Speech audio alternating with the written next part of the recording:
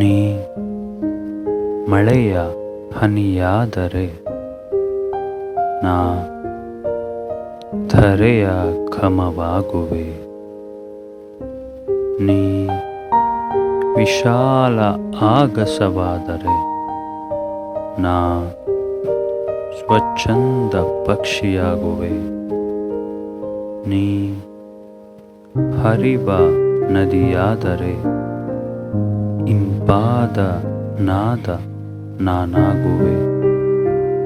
ನೀ ಮುಗ್ಧ ಮನಸ್ಸಾದರೆ ನಾ ಪುಟ್ಟ ಮಗುವಾಗುವೆ.